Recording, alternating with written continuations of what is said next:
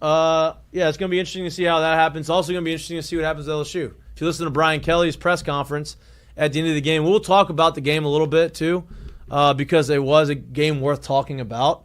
I think that there's a lot of really positive things about this game, and I think the most positive thing about the game was the fact that the last 2 games of the season, after they fumbled against Florida and lost their opportunity to make it to playoffs, they come back 2 games in a row against Vanderbilt, who's scrappy. Obviously, Vanderbilt has been playing a lot of teams tough. They go out and they get that win. All they need to do is get that win to just kind of get off of that 3-game losing streak and kind of like silence the noise. And you got Oklahoma coming into your place, last game of the season. They just beat Alabama. They're trying to, kind of make a name for themselves and try to continue to a positive end to their season. And you go out there and you absolutely dominate a really good defense.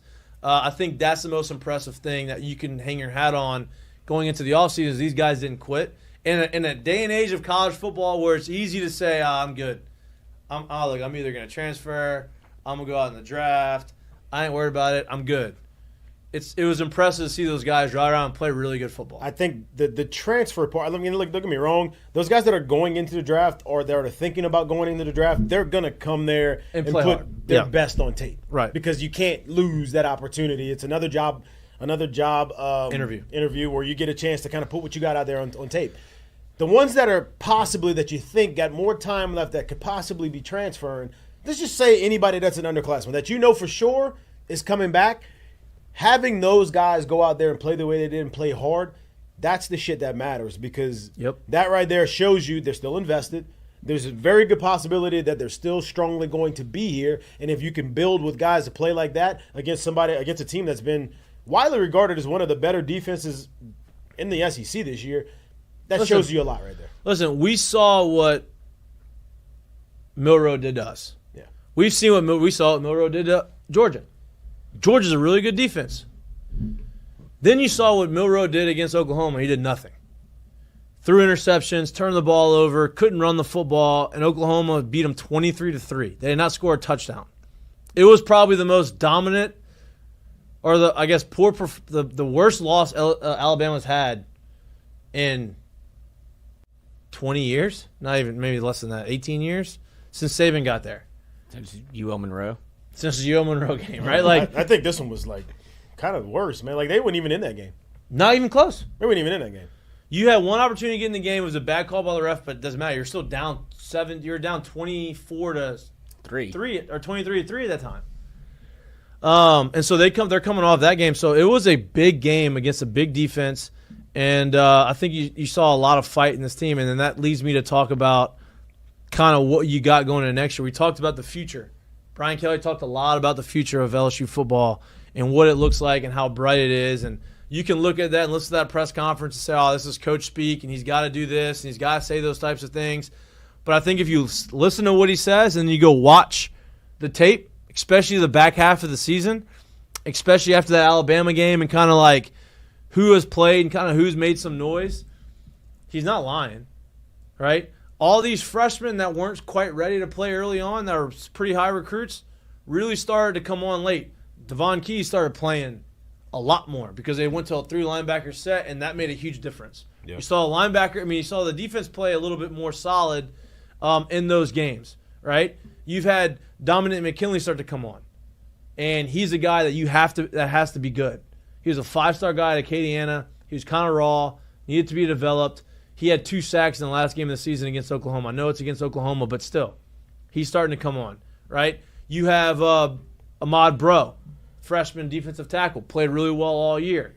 He's there, right? You have Dom McKinley. Well, I already said Dom McKinley. You have Relaford, who has been playing better as of late, right? He's been coming on. So that's a defensive front that you can pretty much hang your hat on and say these guys are going to be back. Plus, you get Guillory back, right, who's coming back. Hopefully, you get Harold Perkins back. Now you got a stable of 4 linebackers and 4 or 5 defensive linemen that have been there, plus the guys that you got coming in, plus the secondary class you have. Like, you're starting to see the roster shape up, and you're starting to see them year after year stack the talent and give you some depth. You got a lot of younger guys who were able to get valuable time, especially towards the back end of the season. That's going to mean a lot to them for their own growth and maturation, but it's going to mean a lot for this next version of the team in 2025 when you need – we thought this year was a must-win type of year, and I'm not going to sit here and say it's not.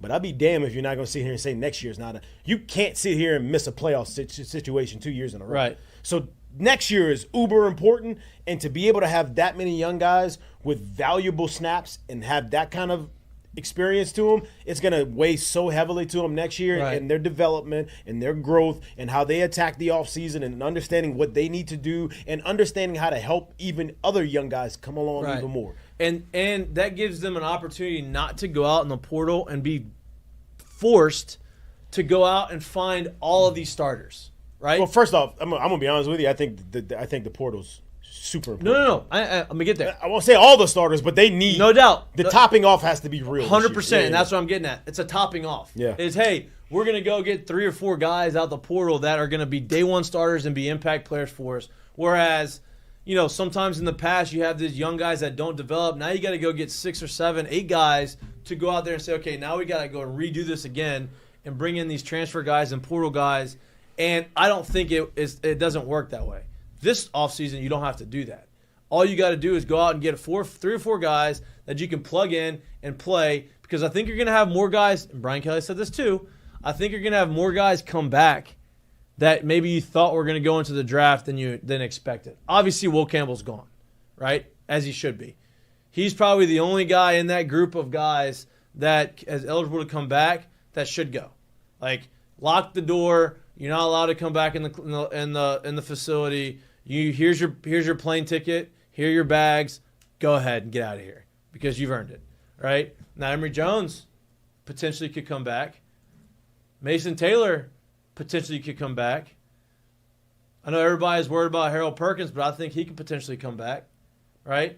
C.J. Daniels already coming back, right? Now you have Aaron Anderson who'll be back. Hopefully Chris Hilton doesn't transfer, right? Which I think this last game is one of those things that, hey, look at what you can do when you're on the field and you're bought into this thing. So now you got 3 wide receivers plus potentially your tight end back. And if Emory Jones comes back, now you have a 4th-year starter at offensive line who's an All-American. And why would Chris Hilton want to leave when he's in a very strong relationship at the moment? You don't want to make that thing long distance if it doesn't have to be. Is he in a strong relationship? With Flagey. Oh, I didn't know that. Super babies. I didn't know that. Yeah. Wow. Good to know. Yeah, so maybe that helps. Maybe that does help. I don't mean anything by it. I hope that relationship keeps going. I just think 3 and 4. And I'm not. Look, No. I'm just saying these young kids. If he leaves, he ain't leaving for free. Right, of course. She ain't here for free right now. Right. They got ways of finding and being able to see each other. I think they would explore those. Yeah, no doubt. That's all I'm saying. No doubt. Look, that's all I'm saying. I'm not trying to throw up rainbows out here. Like, I'm not just trying to say, oh, everything's all fine and dandy, because 8-4 is not the season you want. And there's a lot of pressure next year to go out and be in the playoffs. Go 10-2. But with the guys that you have coming back and the youth you have on the team and the talent you're bringing in, I think that makes a big difference. And I think you're going to see a different team next year. I mean, I'm interested to see what happens on signing day, on what guys we get that aren't currently committed to us. I don't know if you get any surprises that aren't currently committed. I've heard rumors of that they're working on a flip from somebody from Florida, or I don't know, SEC. What about the guy that came for the offensive tackle that came from on his visit to LSU this weekend or last weekend? Solomon Thomas, that you said that wasn't his name, but that is his name. Yeah. There's a couple out there, but I think people are more concerned about keeping the class together, and you've started to see that happen over the last few days, where people are like, "I'm signing." Like, and I don't think after you say something like that, they've already pretty much put pen to paper. Well, and here's the deal: they're signing, and they're going to enroll early. The right. Majority of that class is getting to school. I think what he said, 16 of them are going to be early enrollees. Like, that's a huge. I mean, you did it. You had no. You didn't enroll early, but you were at football and you had to learn a playbook and you had to learn different stuff, and you didn't enroll early. How much more of an advantage is it to get there early and say, okay, hey, I don't have to worry about playing or getting ready for the game until next year, but I got January, February, March, April, May, summer workouts to kind of get acclimated to the team and understand how everything works before I'm trying to fight for a position. I mean, it helps a lot. Just in the sense that you got to think of it this way. Like, it doesn't matter if you're switching positions or if you're coming here to play the same position that you played. Everything gets a little more intricate. Everything gets a little more complicated. So to be able to come here and basically have your install, if you will, be the spring practices and not the fall practices, and now you can play at a different speed in the fall because you learned in the spring and you had a little bit more time throughout the rest of the summer to get acclimated to that playbook and learn stuff and ask questions and go over stuff, maybe even walk through more stuff. That shit helps a ton in terms of being able to kind of get to the fall and be able to hit the ground with your feet going already. So it does help a lot to come here in the spring. Oh, I mean, you saw it with Will Campbell and Emory Jones. They both were obviously going to be your starting left and right tackle, but Will Campbell enrolled early, and he was able to start from day one. Yeah. Emory Jones, it took 2 weeks for him to be able to get solidified as your right tackle, right guard, wherever they wanted to put him. But that was because Will Campbell was allowed to enroll early, and at where you go to Catholic, they don't allow you to enroll early. No. Who went to Catholic? Emory Jones. Yeah. Oh, Emory Jones went to Catholic High? I think so. I believe so. I might be wrong. Oh, I think you may be right. Yeah, but he went to a school that doesn't allow you to enroll early. Like some high schools just don't let you. Right. And that's the whole That's debacle what with Jakeem Jakeem Stewart, where you couldn't even reclassify. Well, you say a surprise. I don't think that would necessarily be a surprise, but last week it would have been a surprise for him to sign with LSU. Right? Because everybody was saying he was going to USC, Jakeem Stewart, and then he said, I ain't going on last visit to USC. I'm just going to stay at home in New Orleans. And it seems like he's going to sign with LSU now, too. Yeah, I mean, it feels like that's what should happen, but it could be also be after the Underwood situation. It's impossible. It's impossible to say because there was nobody that was closer to the finish line and felt like was as solid a commitment as Bryce Underwood was until. Well, listen, maybe USC can change the game if they want. Maybe they do offer Jakeem Stewart $12 million. I don't think they're going to offer. I mean, they could. $6 million, they could. I don't know if they're going to do it. It's how much sleep you think these coaches are getting? It's a whole different bro. Monday, Tuesday, and you got Wednesday. Like these guys are not sleeping. It's never gonna change either. Because this is what people don't understand is like you legitimately let the toothpaste out of the tube, and you're gonna try to squeeze some of it back in there by putting the salary cap when they implement that whole system. But these kids already know. These people already know how much money is actually available, right? So with that being the case is. Somebody's going to say, well, they're giving me this and their cap is this and they're doing this. And somebody's going to say, well, we can give you a little bit more or we can find ways to get that money just like they did before all of this stuff, the NIL stuff came about. So, like, this is never going to end as an arms race of who's going to be able to front the most money, and that just depends on whether it's coming over the table or possibly under the table. But I think out of this recruiting class, right, like it feels like you say, you don't know. It feels like they're going to stay. I think they're ranked 6th in the country right now, even without Underwood. It feels like they're going to stay intact. Pickett has come out and said that he's basically committed. Like he's committed to Corey Raymond. He wants to be developed. His dad has said he wants to be developed by the best. That's where he's going to be. This cornerbacks class has been widely regarded as one of the best maybe ever to come through LSU. I think majority of those cornerbacks are enrolling early. I don't know if Anning's coming early, but I think Cade Phillips and DJ Pickett are both enrolling in school early.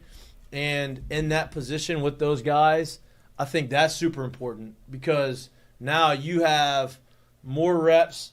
I wonder if they're going to be able to have some bowl prep with these guys. I don't think they're obviously not going to play, and they can't play in the bowl game. But, I think that the more reps they get, the earlier they get them, the better they're going to be when the season starts. I mean, you got to imagine, too, like just being able to come here and kind of get here early and see this thing at another speed. Not one guy, not maybe two guys. Literally everyone that you play against is that much more physical and or that much better or that much more technical, whatever it is, right? To be able to see it and then understand who you are, and where you need to be when you go into the summer, going through the summer months, going through and before you get to camp, it gives you that much more of a leg up. You got to remember, a lot of these guys, it doesn't matter where they came from, may have come and been the absolute best player where they were. Never seen anyone as good as them until they step foot here. Yep. Well, if you're getting 6 months more to actually prepare yourself to get to that next spot over the next guy, yeah, you can possibly be at a much better spot just because you're here earlier. And I guess I can relate this to when you come here to play baseball, right? So when you play baseball, it doesn't start till the spring. So when you show up in the fall semester, and that's your first semester. And so you get fall practice.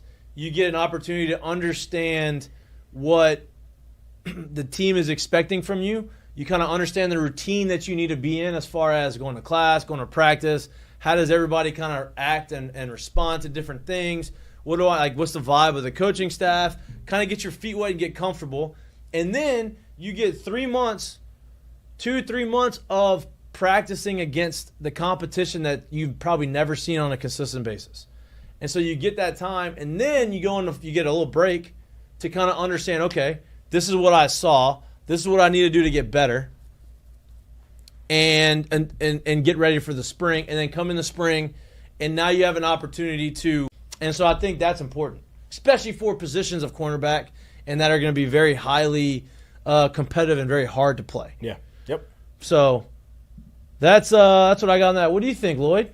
Well, I was just going through some on-3 from Shea Dixon as he's kind of breaking it down through commitments from each state and who to watch. Obviously, very much in the news as of recently is Keelan Moses, who took a visit to Texas A&M.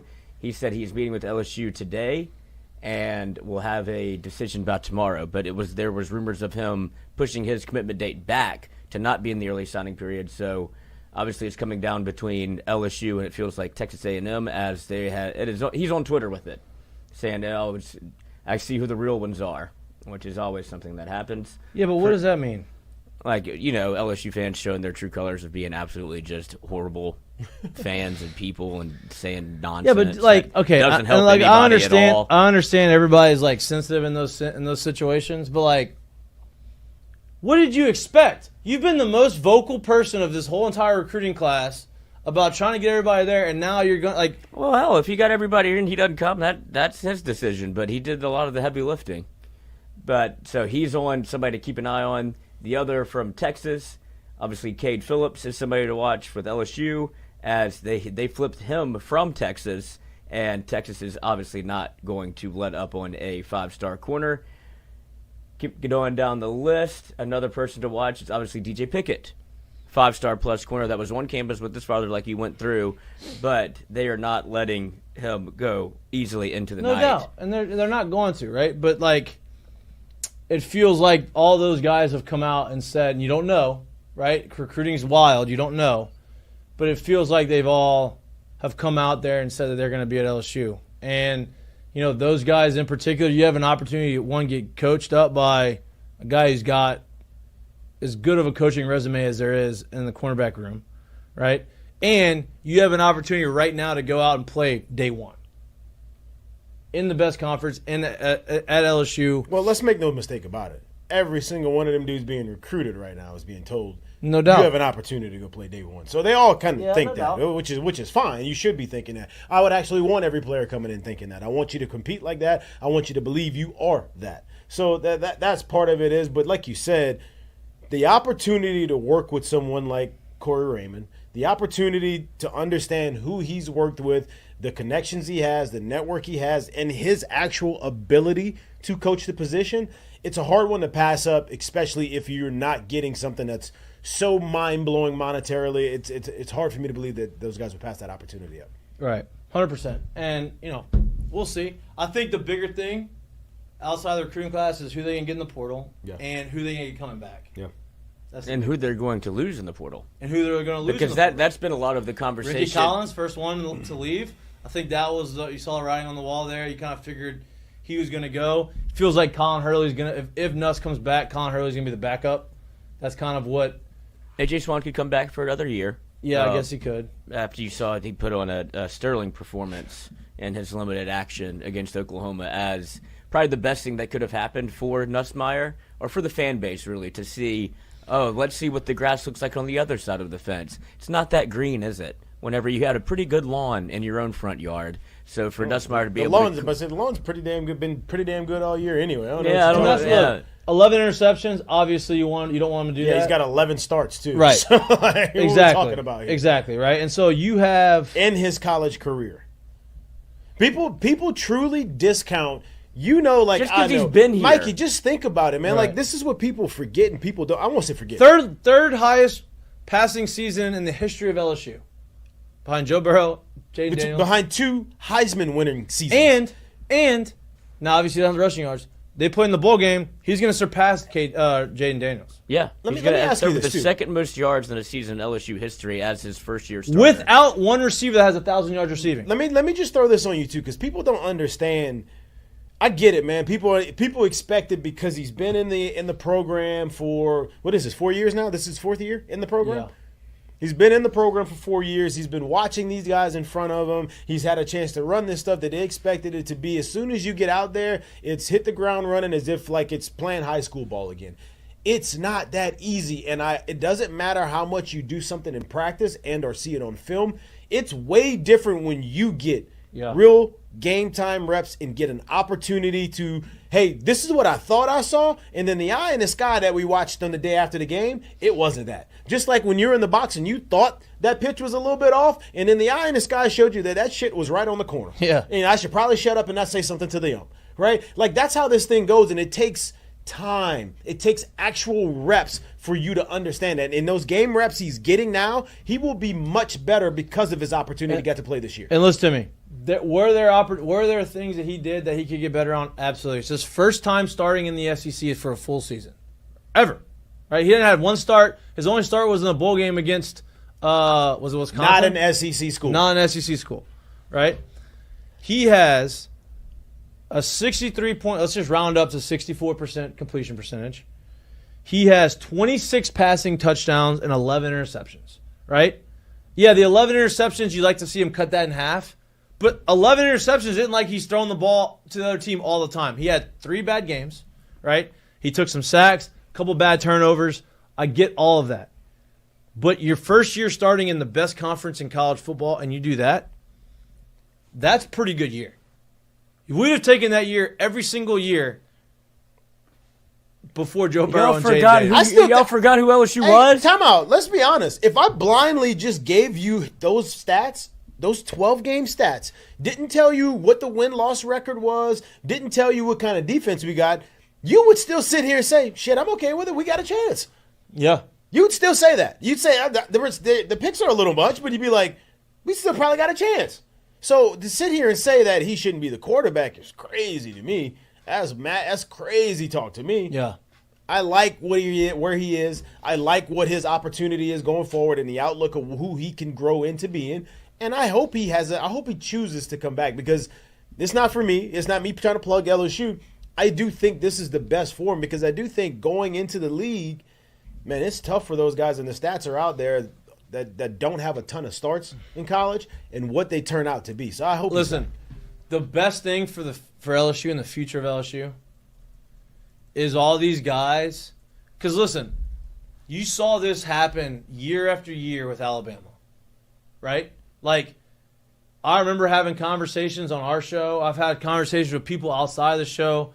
How come Alabama has all these talented guys, and how does Alabama get these guys to come back to school, and all of our juniors and all these guys end up going to the draft even though they're not first, second rounders?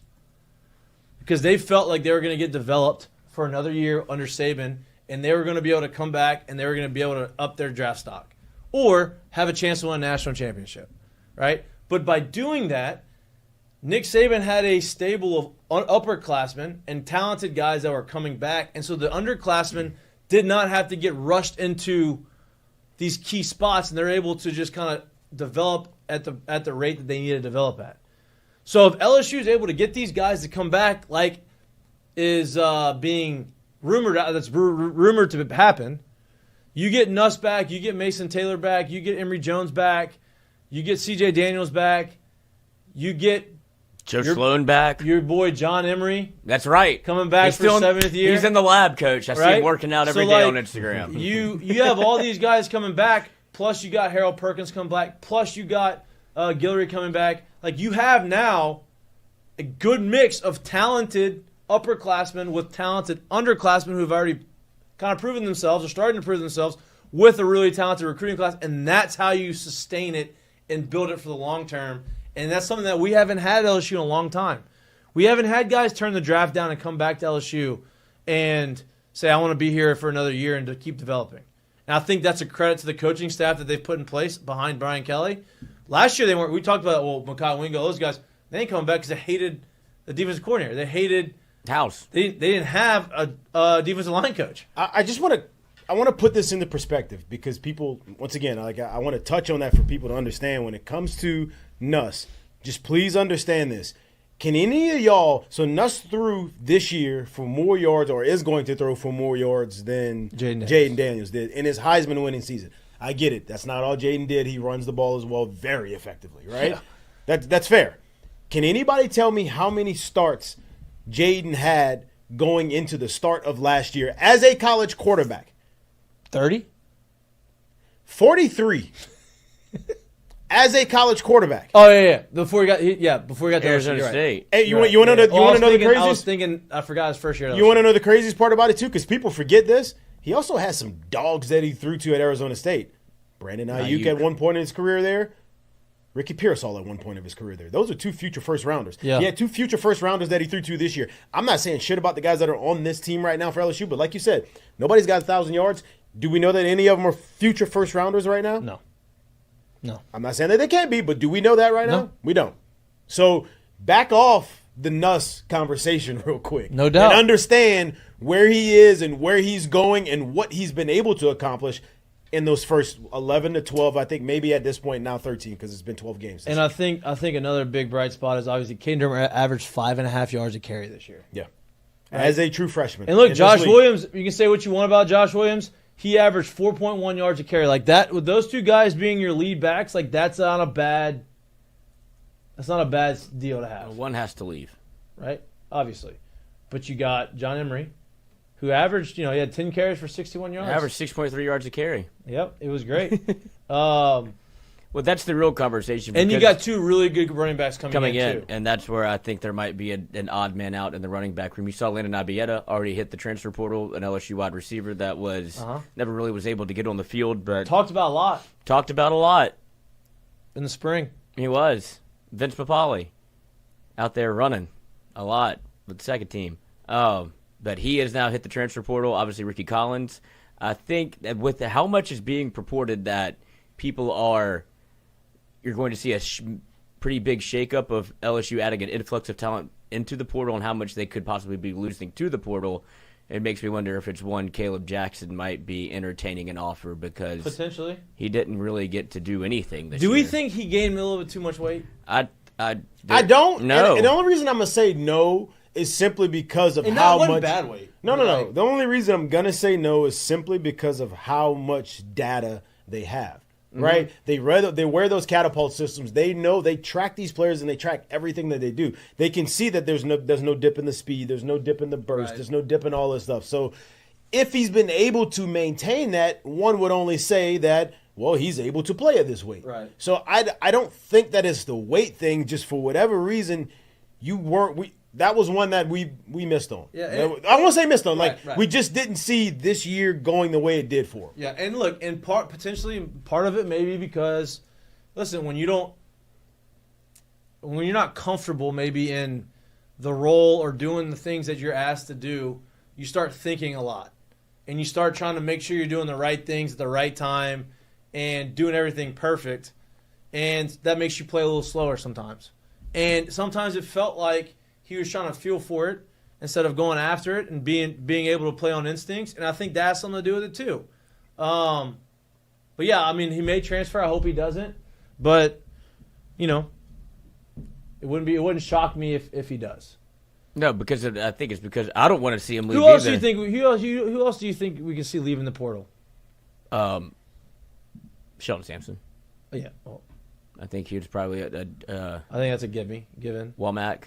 Defensive end. Yeah. I think I could see him in the portal. People are gonna make a big deal about that one. It just doesn't seem like there's a disconnect somewhere That's what between the staff. I don't make a big deal of. Kid's probably super talented. Is super talented. He is. Every time he plays, he does something. But I'm not gonna put a big. I trust whatever that disconnect is. I trust. We talked about it pre-show, and you saw the numbers of what this defense was able to do, even though I get it, it's not a top 20 defense in the country, what this defense was able to do compared to what they did last year. I trust that the decisions made and who to play were a lot of the right ones. And look, you're not going to hit on all of them. We sit here and we watch, he couldn't get on the field here, but I'd say Jack Best is having a damn good year at TCU, ain't he? Yep. He's contributing somewhere else. So, like, you're not going to hit on all of them. There may not be snaps for all of them. So I'm not going to sit here and say he won't go somewhere else and do something. It just seemed like he wasn't able to fit in here. Right. For whatever that reason is. Right. And look, that happens. And maybe I hope he goes out there and plays well somewhere. I hope it's not I hope the he SEC. stays. Or hope he stays. You're right.